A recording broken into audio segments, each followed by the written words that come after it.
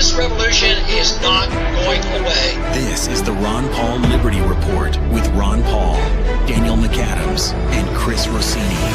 We are all ambassadors of the Ron Paul doctrine, and it's so simple. Just tell the truth. An idea whose time has come cannot be stopped by any army or any government.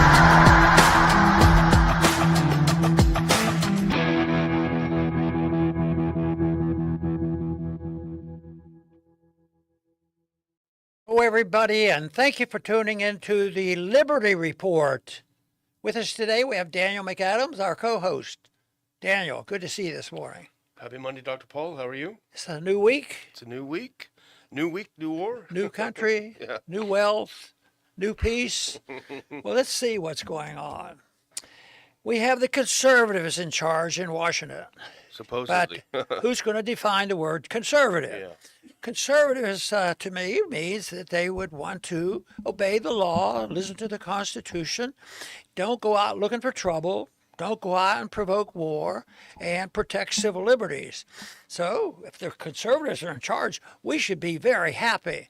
But lo and behold, we have a few suggestions for the conservatives who are in charge, because it turns out that after a time, the politicians, once they get in office by explaining all their true beliefs and why they should be elected. But after that, the principles that they stood on and campaigned for seems to fade away in what they talk about, re-election. And how do we keep the party together? Yeah. It place on the high pedestal the principles of the party, not the principles of what a free society is all about, and not the principles that we're supposed to follow and take an oath to follow, is the Constitution. So we have our work cut out for ourselves, but we always find something good.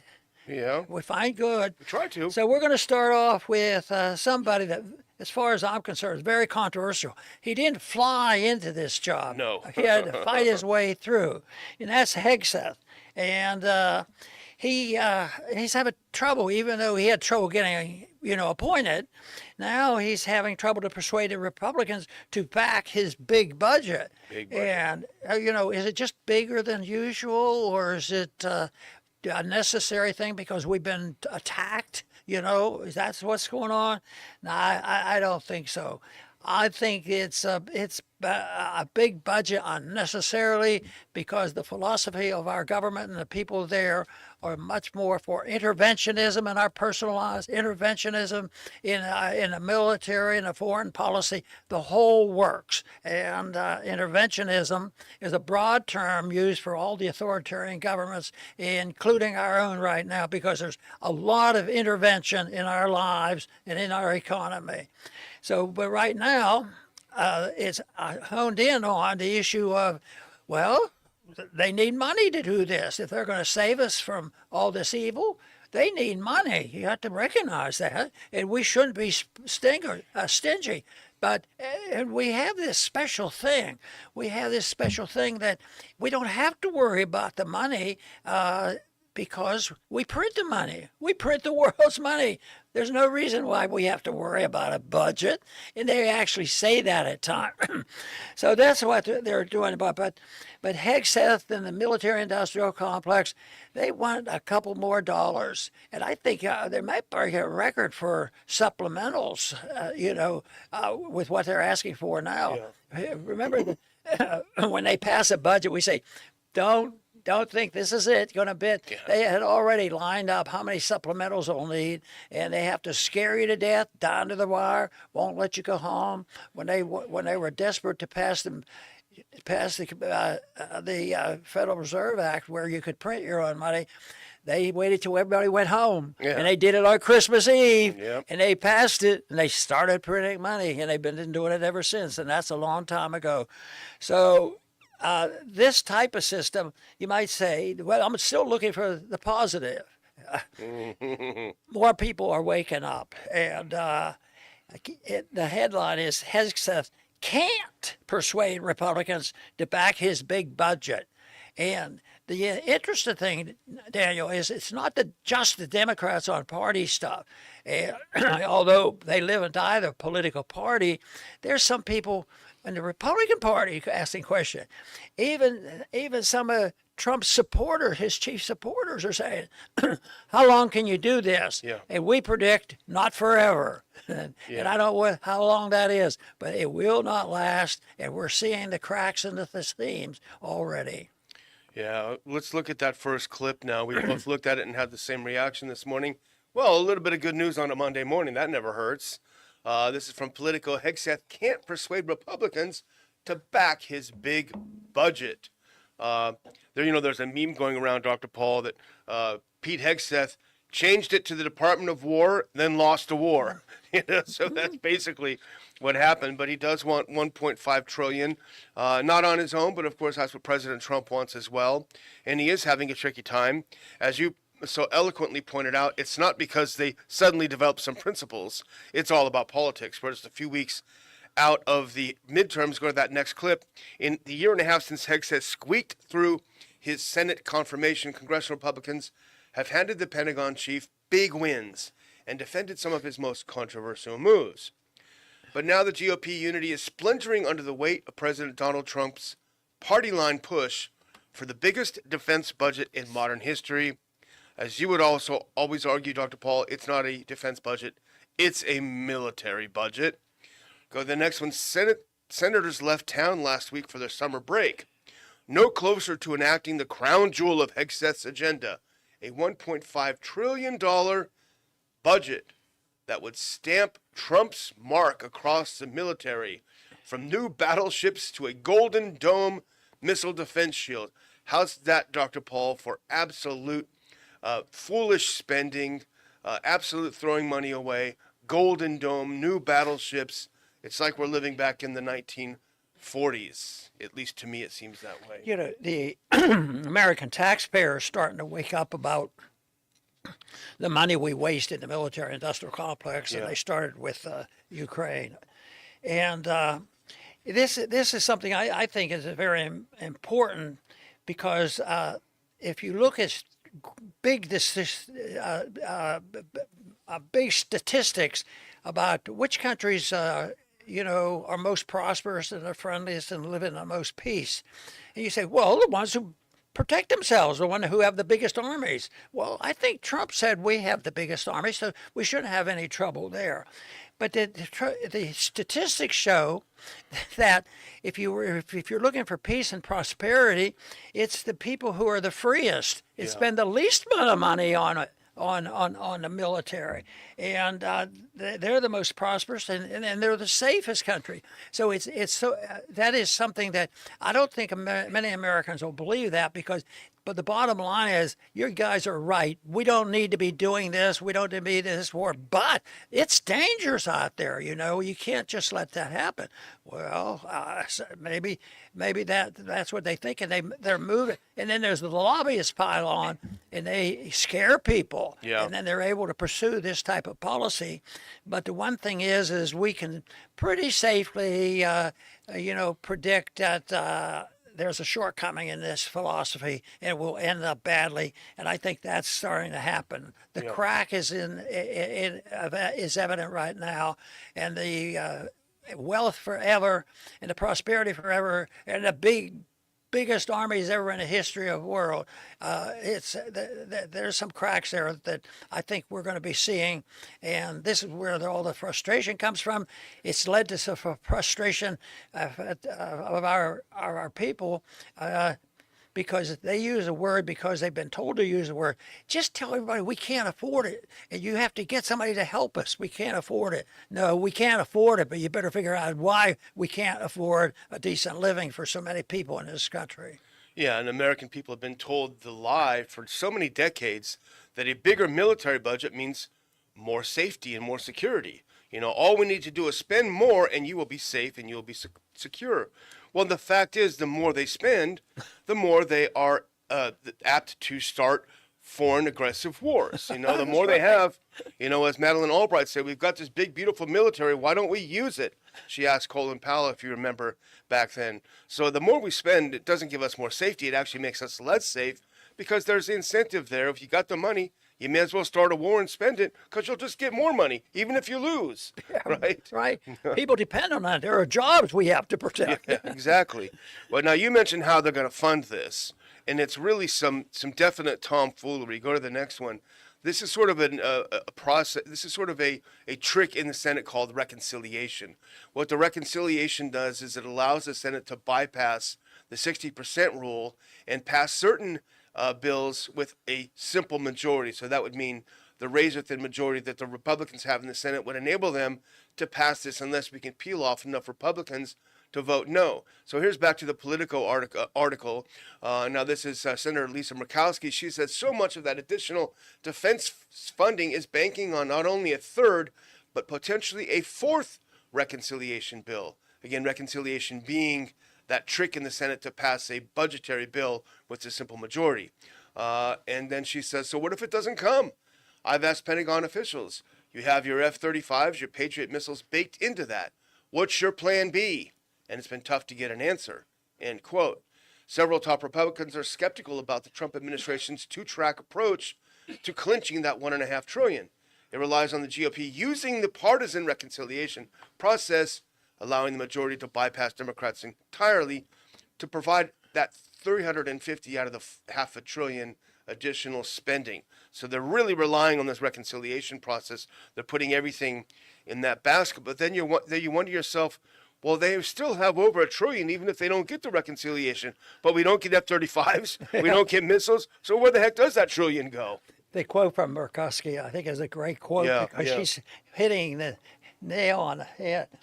Hegseth persuaded Republicans to steamroll the Democrats, and so much of this is defense spending. And she says, why are we doing this? She just asked a simple question like this. So, and she points out, this is the third abuse of the system. Well, the first one was abused because it was so huge. And but they plan that there'll probably have to be another one. All they have to do is stir up, some hot spot someplace, and it could be if it isn't automatic and somebody that doesn't like us does something to us, we'll maybe do something to ourselves to get people on their side, so we spend more money. But as always, I make the point that these bad systems of government, this runaway spending, they end badly, but it's a monetary event. It's not a military event because, yes, we can use weapons and punish and say what we're going to do, but eventually we run out of the money to pay for the weapons. And so they have to change their way. So we're in the midst of the transition right now. Well, this next clip I made, I put it up here because you really have to read between the lines. Many Republicans, if you put this up. Now, many Republicans back more defense funding. And some defense hawks have even trumpeted the administration's $1.5 trillion request as a long overdue investment in U.S. hard power. Okay. But the effort threatens to expose Republicans to politically risky votes ahead of hotly contested midterms. So, you're reading between the lines here, they actually really do want to spend this much money because a lot of this money is recycled back into their election campaigns, Dr. Paul, by the military-industrial congressional complex. We have to add that, as my friend Chuck Spinney would say. Some top GOP hawks have also argued the approach gives too much spending power to the White House. Now, you would ask yourself, wow, they're standing up for the Constitution? They don't think the president should be able to start wars on his own without congressional involvement? No, I don't believe that is the case, Dr. Paul. Now, I could be wrong, but I think they're seeing the political optics of what they've done, and they're seeing, as you pointed out when we started, there's a restive population out there. There's a restive electorate out there that's saying, hang on, you started this war, you lost this war, you spent billions of our dollars, and you're not going to make any changes. I think that's what they're doing here. The founders didn't think much of democracy, and we don't think much of a democracy because it's the opposite of a republic and limited government. A democracy delivers the power and dictatorship to the majority, dictatorship of the majority. But people's opinion are very important, and I use the term a prevailing attitude. So it's not the mechanism on how the government works and how you can maneuver and get 51% and stick it to the minorities, which is, we have a lot of that going on because the middle class and the poor, they suffer the most by putting all this money, and yet they vote for some of it, a lot of it themselves for their share, which is never enough to allow them to afford getting their dinners. Yeah. So that is, so it's interesting that they continue to do this, and they just don't seem to wake up and say, what are they doing? Do they ever think about this? But it seems like I've always been convinced, and maybe this sounds like I'm boasting too much. I always argued, I think I could take 12-year-olds and spend a couple hours with them and convince them that the monopoly money can't buy a thing. Yeah, exactly. They probably would be able to quote back to you Mises and Rothbard. The kids nowadays are very sharp on these. Well, here's one other part of the Politico article I wanted to point out, because this just shows the duplicitousness of someone like Hegseth. It's really just despicable, the propaganda they use. Now go to that next one. Here's a quote from Hegseth: "Not funding this department at $1.5 trillion, I believe, is the greatest threat that our nation faces. Either we invest in our warriors at this moment of growing threats, or this is all just talk." So the whole thing that he's saying here, Dr. Paul, is that if we don't have the largest military budget in history, well, you just don't care about our poor warriors out there keeping us safe. I think if you asked our warriors out there, they would probably say, as they said when they supported your campaigns, we don't want to be in these unnecessary wars. So you're not helping us by giving more money. You're just guaranteeing that there's more of these stupid wars that we're in. Yeah, they scare people into it, and they always try to convince the people that there's going to be a beach landing and that the United States is going to be taken over. But and if we don't spend more money, we can't prevent this from happening. But then it's almost sacred. Either we invest in our warriors at this moment, growing threats and all this. It's just talk. We have to do this. But I could think of, and I bet you could think of some too. Yeah, well, what is the greatest threat to our nation right now? And I think we could find a couple things, but I would say personally and locally, it's our own government. Yeah. Because they're in charge, and that is a willingness for the majority to support that government. And but I think a prevailing attitude when people get disgusted, they have to overcome the voters who want the dictatorship to get these big budgets, and that I think is a big. I think that is happening now. I remember the '60s so well about the riots that went on and all the stuff that happened in Vietnam and all the killing. It was just a horror, and. Yet, to me, the greatest threat is the loss of liberty and the loss of desire to live under a code, which is a moral code, and I like to use as a guide natural law. Yeah, absolutely. Well, let's move on to the second one we're talking about, because there is a little bit happening with the Iran war. Now, Trump has changed his tune over the weekend. It's been several days now since the U.S. has launched any weapons against Iran. The Iranians are still firing missiles at ships that pass through the Hormuz Strait in the improper way, without the way was agreed on the Memorandum of Understanding. So they're still active, but Trump is backing off. Now go to that next clip. Here's the word he's using. Trump says, quote, "We are low-keying it with Iran as options for walking away have drastically narrowed." Iran's Revolutionary Guard is holding the line, reiterating the Strait of Hormuz will open to international shipping only after the U.S. accepts all of its conditions, which were outlined previously. The Army spokesman stated that the new protocols in the Strait of Hormuz are irreversible and shall not be thwarted by the U.S. The U.S. has no choice but to accept the existing situation, otherwise it will incur a cost greater than those it has faced in the past. And now, this is the Zero Hedge article continues. On Sunday, a fresh report in the Wall Street Journal states the obvious. President Trump has fewer and fewer options and is being squeezed, with any opportunity to declare victory and make a swift exit more elusive than ever. given Washington would have to make huge compromises, including lifting sanctions and paying war compensation to Tehran. Nearly 6 months ago, when the war started, many non-interventionist critics accurately predicted a quagmire, and that is what the U.S. now finds itself in. He's in a bind. He's looking for a way out, and Iran is not opening the door for him and giving him an easy exit. You know, there's whispers now and headlines. Trump, we're now low-keying it. Low-key. I want to know how many minutes or days or hours prior to this statement did he brag about our military, brag about how we're the most powerful in the world, the richest in the world, the smartest in the world, and that things will come to end and we can solve these problems. And then they turn around and I think the stats will prove that people are shifting their attitude, that credibility. Is the administration losing credibility? I wonder what the result of that would be.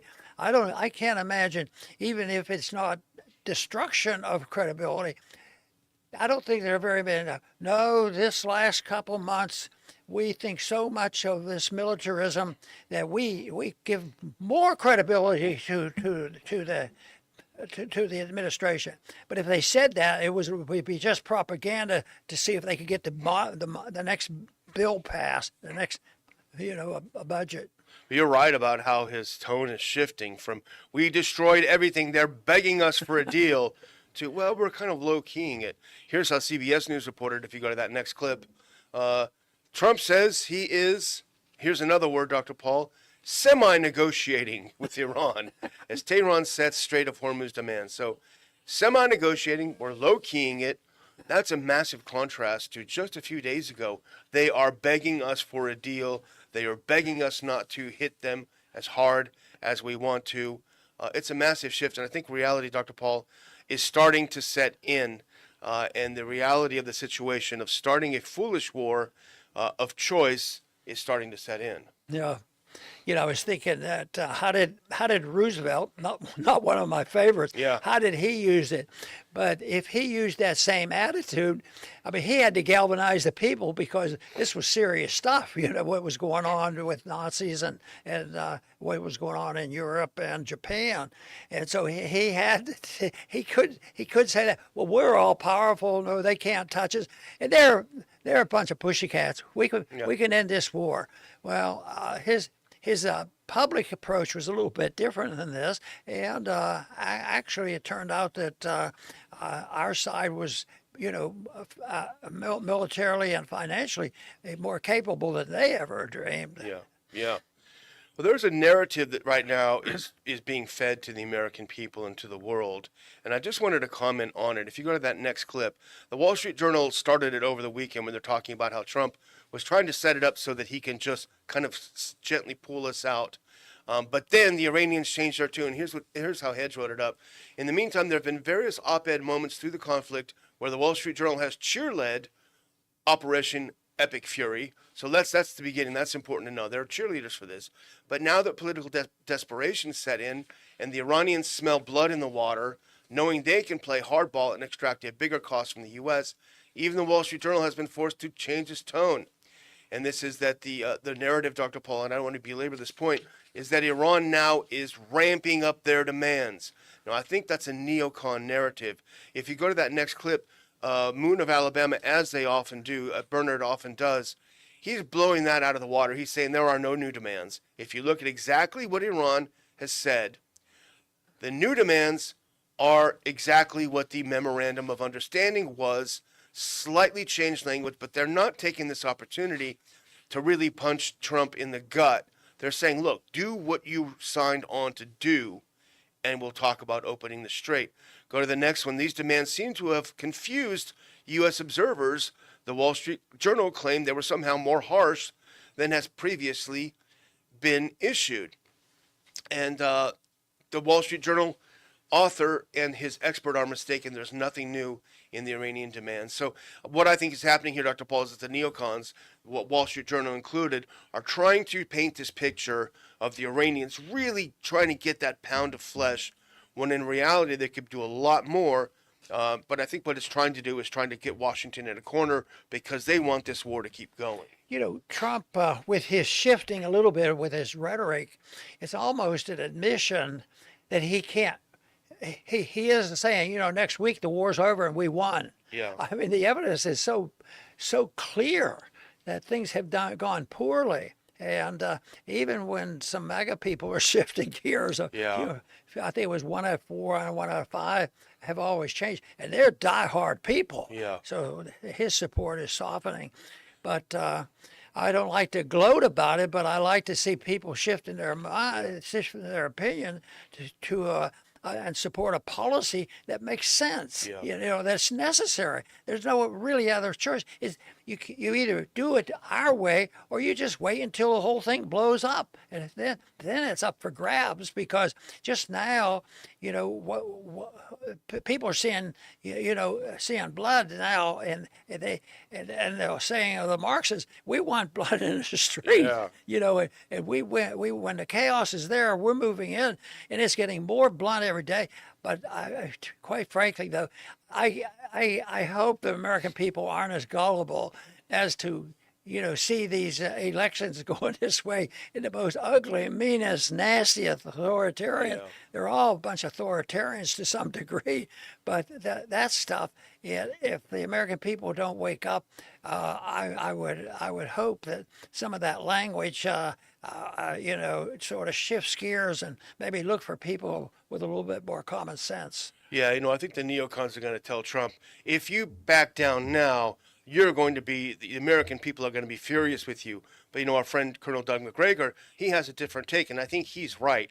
He says if Trump would just declare victory and pull out, American people would breathe a sigh of relief. He could just explain it saying, we're on the verge of a global economic crisis. I will not sit over a global economic crisis. That's why I'm, you know, making this shift to save, you know, our economy in the world. I think he's right. The American people, for the most part, the neocons aside, would say that's a good move. Well, people would, instead of saying, oh, you've chickened out and we don't like that sort of thing, you are a weakling, people would say, well, you know, he's principled enough to recognize we're going in the wrong directions. Yeah. We're shifting directions. And that would cancel out as much negative, because the negative is going to keep building. Yeah. But if people finally say, because it isn't easy, you know, it wouldn't be easy for him, especially to make that statement. But in a way, it's sort of leaking out already, you know. Exactly. So Yeah. let's encourage him. Yeah, you just do it. Just do it. Well, I got a couple of announcements, Dr. Paul. First of all, I just finished, late night for me last night. I just finished going through our Ron Paul Scholar Seminar applications. And we had record number of applications, which always makes me happy. And in my opinion, and the opinion of the people that I trust who also looked at them with me, we had a record number of top-notch applications. I mean, it's an extremely good group this year, and I'm thrilled. We've got great speakers. They're going to speak at the seminar. So everyone out there who applied, we will be in touch about those selected. But it was a great group. So we're worried, you know, can this be sustained? Can we continue this project? I think the answer now, at least from what we've seen this year, is yes, indeed. But the other thing now is heating up is our conference on September 5th, just over 3 weeks away. If you put on that clip with Joe Kent, yes, Joe Kent has agreed to speak at our DC conference. Here's you and Joe Kent, a great picture taken by our engineer, Sir Con Ash, of you and Joe Kent when you met just a few months ago. But Joe Kent is going to be speaking. And why do we want Joe Kent again? Here's why. Go on to that next picture. Because Joe Kent was in the room when this meeting took place. You see them back there with his wife. You see Thomas Massey with his wife. You see Marjorie Taylor Greene with her husband. And you see at the head of the table Tucker Carlson discussing the future of politics in the country. We wanted to talk to someone in the room. So very, very graciously, our friend Joe Kent said, sure, I'll come and I'll talk to your conference. So that makes it all the more relevant. Joe Kent and an address from Tucker Carlson at the event. It's going to be fascinating. It's not just about the GOP, although that is important. We've got Max Blumenthal. We've got some people on the other side talking about the shift in politics. You're going to want to join us. I think this is really, Dr. Paul, going to be an historic moment for the country, and we're going to be there with our fingers on the pulse. If you're watching us on X or YouTube or Rumble, there is a link that you can click to get those tickets. But whatever the case, go to ronpaulinstitute.org, and on the top there are tickets available. If you click the link, it's going to be a great event. Nobody's going to want to miss it. Over to you, Dr. Paul. Very good.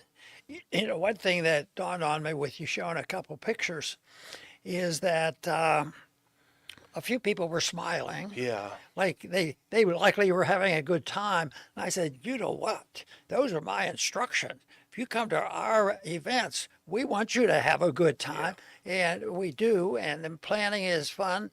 But when pigs move in our directions, it's really a much more fulfilling to us.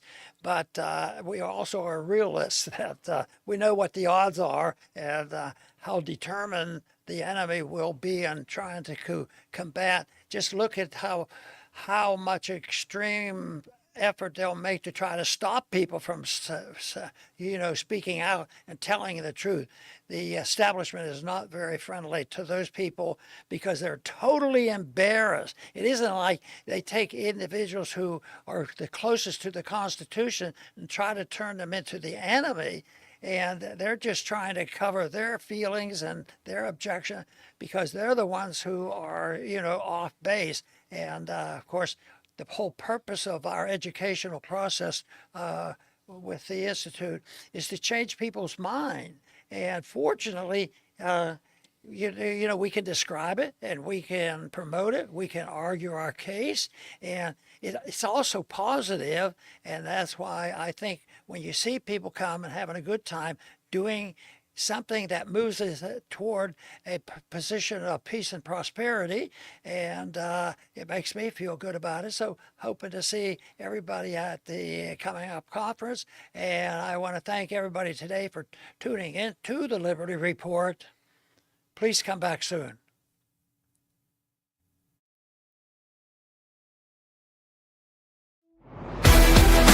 Thanks for watching the Ron Paul Liberty Report.